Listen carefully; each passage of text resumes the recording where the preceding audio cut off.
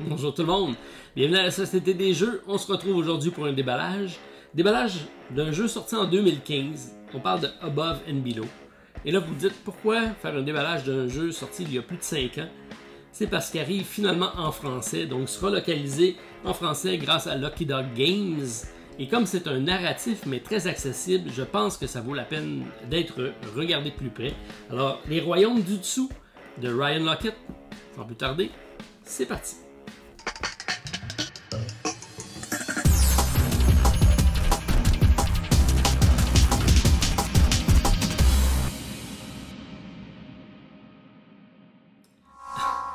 Alors si on regarde le contenu de la boîte Above and Below, Les Royaumes du Dessous, c'est un jeu de Ryan Laukat. Ryan Laukat est un concepteur très apprécié du public. C'est également un écrivain, l'artiste, puisque c'est lui qui fait tous les dessins du jeu. C'est également un éditeur, la compagnie Red Ribbon Games, ça y appartient en partie. Alors, un homme à tout faire, un jeune concepteur des États-Unis, de Salt Lake City, je crois. Et comme il fait de plus en plus des jeux narratifs, je pense que celui-ci sera très apprécié du public francophone, puisque c'est peut-être ce qui en retenait plusieurs à faire son achat, parce que c'est un jeu malgré tout très accessible, donc même les graphiques, il n'y a pratiquement aucun texte à part le livre d'aventure, puisque on va devoir composer un village, donc c'est un jeu de 2 à 4 joueurs, 13 ans et plus, des parties de 90 minutes.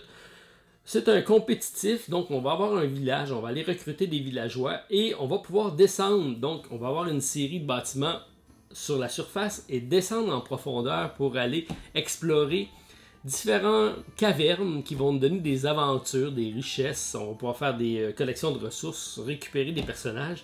Bref, c'est une course intéressante, intrigante, narrative, mais très accessible.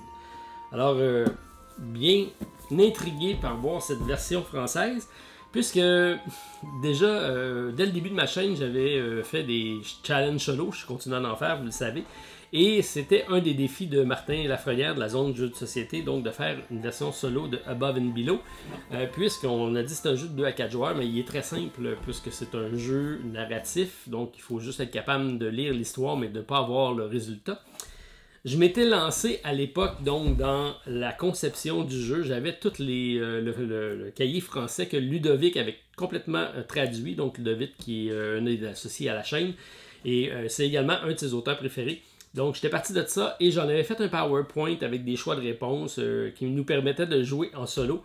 Mais on ne m'avait pas permis de le rendre public parce que la compagnie ne voulait pas le rendre en français public. Elle voulait signer avec un éditeur. C'est maintenant fait avec Lucky Dog Games. Bon, j'arrête mon introduction et on va voir le contenu de la boîte puisque j'imagine que c'est pour ça que vous écoutez la vidéo également. Je l'ai finalement. Ok, donc c'est l'édition avant-première, si on veut, qui m'a été envoyée gracieuseté de Lucky Dog Games. Donc, merci à vous autres, la gang là-bas. Alors, sachez que c'est une copie promotionnelle qui m'a été envoyée à ma demande, puisque je voulais savoir donc quelle était la qualité de ce jeu-ci avec Ryan Laukat. Je sais que Lucky Dog Games va poursuivre l'aventure avec Ryan Laukat, entre autres avec Near and Far, qui devrait suivre un peu plus tard cette année, qui est peut-être la version un petit peu plus gamer de celui-ci, donc mais vraiment dans le même esprit. Et parmi les jeux les plus attendus en projet Kickstarter l'année dernière, on parle d'un autre jeu de Ryan Laukat et c'est Sleeping Gods qui lui aussi va arriver. J'espère que Lucky Dog Games va être présent aussi avec la localisation en français. Bien hâte de voir. Alors ici on a les règles de jeu, donc c'est très simple, très aéré, très illustré, très coloré également. On a ici un petit livre qui va nous expliquer les différents positionnements. C'est un jeu qui va jouer avec des dés également. Donc, on peut construire, récolter, instruire, travailler, des actions gratuites. On voit que c'est très aéré. On parle ici de 13 pages, les autres règles, la fin de la partie. Les symboles, donc on va aller chercher des champignons, des poissons, des fruits, de la corde, de la poterie, du papier. C'est un set collection aussi au niveau des mécaniques. Et c'est très bien amené au niveau du narratif, donc ça reste très accessible malgré tout. Et on va faire différentes actions pour pouvoir aller récolter le maximum de points. Donc on parle ici d'un livre de 14 pages, mais on a beaucoup de symboles ici et un index, c'est apprécié, un résumé de la manche, donc superbe. Les testeurs, la traduction libre de Jean Dort, 2016. Alors, j'imagine que c'est une des nombreuses personnes qui ont traduit le livre et qui y ont proposé et que ça a été accepté. Donc, Jean, on te remercie déjà à l'avance de cette traduction qui nous rend ce jeu-ci accessible maintenant en français. Plateau de joueurs. Donc, on va avoir ici notre village, différentes positions pour faire nos marqueurs. 1, 2, 3, 4, 5. On a 4 plateaux de joueurs et ici, on a une charte de progression pour les points, les différents items qu'on pourra faire le set collection. On pourra ici aller chercher des personnages, parce qu'on va différents personnages, et on les a ici. Mais avant tout, on va regarder le fameux livre des rencontres. Donc, c'est un livre, c'est pour ça qu'on disait que c'était quand même costaud. On parle de 48 pages, donc 47 pages d'aventure. On a au-dessus de 215 mini-histoires, mais c'est vraiment des mini-histoires. Mais c'est très thématique tout ça. On va avoir des choix à faire, donc on va être, si on arrive à une certaine place, on va aller voir la 102, on va lire, la personne qui joue avec nous va nous lire l'histoire et va nous donner les différents choix qu'on va avoir ici, donc payer les voyous ou combattre les voyous, selon ce qu'on décidera de faire, et selon notre équipe d'exploration, parce qu'on va avoir des personnages qui vont s'additionner, on va avoir des compétences qui vont nous permettre de faire telle action ou telle action. Alors ici, si je décide de les payer, ça me prend 2 d'exploration et payer une monnaie pour perdre une réputation. Ou si je décide de les combattre, j'ai 2 possibilités. Si j'ai 5 en exploration, je vais pouvoir faire quelque chose. Et si j'ai 7, je vais pouvoir faire autre chose. Alors, c'est différentes combinaisons. Notre set collection va partir également de là. Alors, c'est très bien amené. On a mini-histoire ici, donc livre des rencontres. C'est illustré. Comment utiliser le livre. Donc, on a un petit rappel. Et le reste, on part directement avec différentes rencontres. Je les ai tous lus puisque je les ai tous intégrés à mon logiciel que j'ai jamais mis en ligne pour le jouer solo. Mais sachez que ça existe. Je l'ai fait. J'ai passé de nombreuses heures à le faire. Je ne l'ai pas mis en ligne. Peut-être qu'un jour, j'aurai le droit. Alors, voici nos fameux jetons. Donc, les personnages, comme on dit, ça fonctionne avec des dés.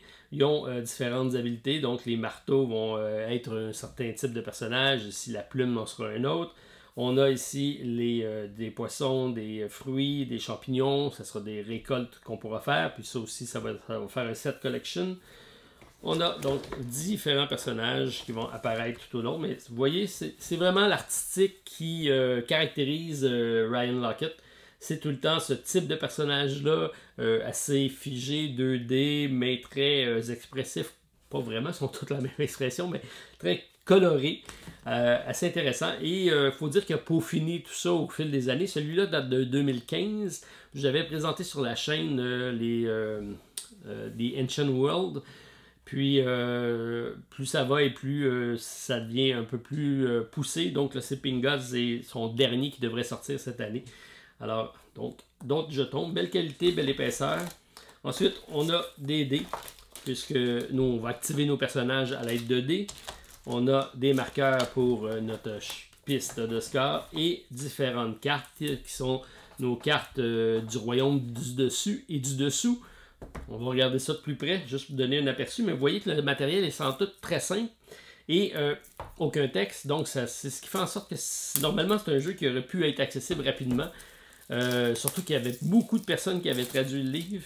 On attendait juste un éditeur pour le faire et c'est donc Lucky Dog Games. Merci à vous de l'avoir rendu disponible. Je vous montre ça à l'instant, donc vous allez voir que c'est différents bâtiments et c'est très simple à comprendre aussi. C'est juste de l'iconographie des différents bâtiments en tant que tel. Alors, on regarde ça de près.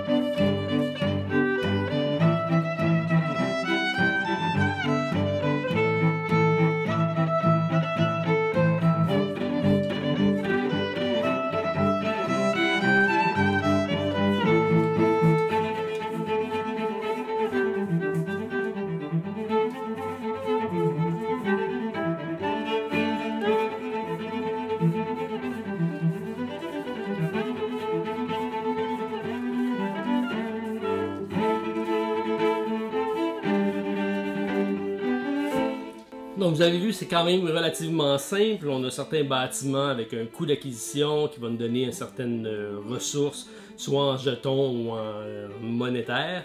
Et on a également l'exploration de cavernes selon le résultat du dé qui va nous faire une référence au fameux livre de rencontre. Et le livre de rencontre nous permettra d'interagir avec l'environnement pour aller accomplir certaines quêtes, améliorer notre sort et rendre du prestige à notre village. C'est celui qui aura le plus de prestige sur la charte que je vous ai montré au début.